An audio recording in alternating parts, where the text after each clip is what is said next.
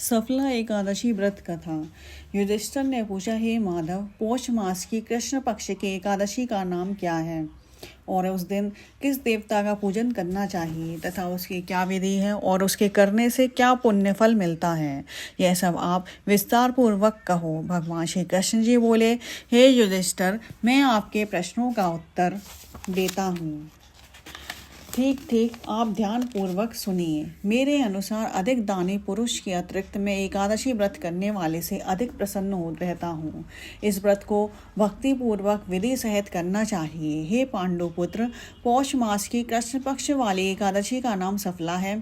इस दिन श्री कृष्ण नारायण भगवान का विधि विधान से नारियल, नींबू, अबीर, सुपारी आदि अर्पण कर धूप, दीप, नैवेद्य, पुष्प आदि से 16 प्रकार से पूजा करके रात्रि जागरण तथा कीर्तन श्रवण करते हुए दीप दान कर व्रत करना चाहिए। जिस प्रकार नागों में शेषनाग, पक्षियों में गरुड़ श्रेष्ठ है, ठीक उसी प्रकार सब व्रतों में एकादशी व्रत श्रेष्ठ है।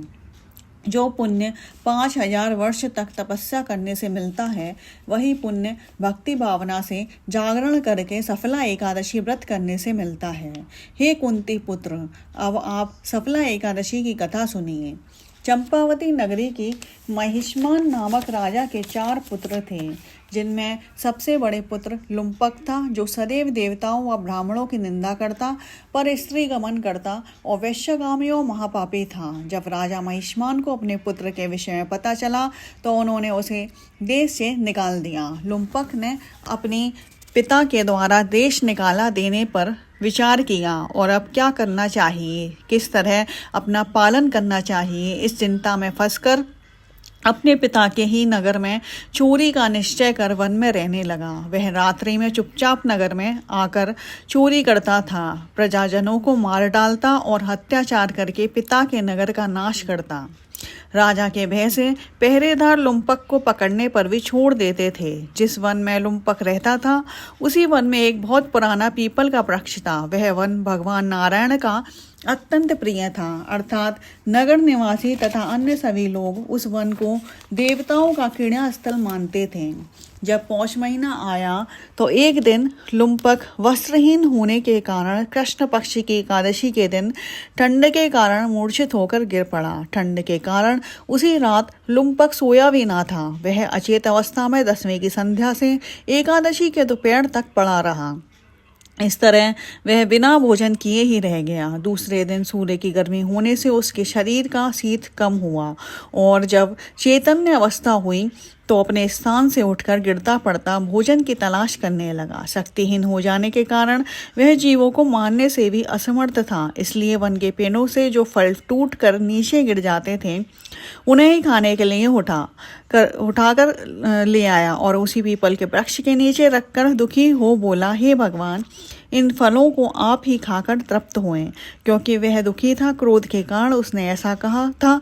सूर्य नारायण अस्त होने को चले गए थे।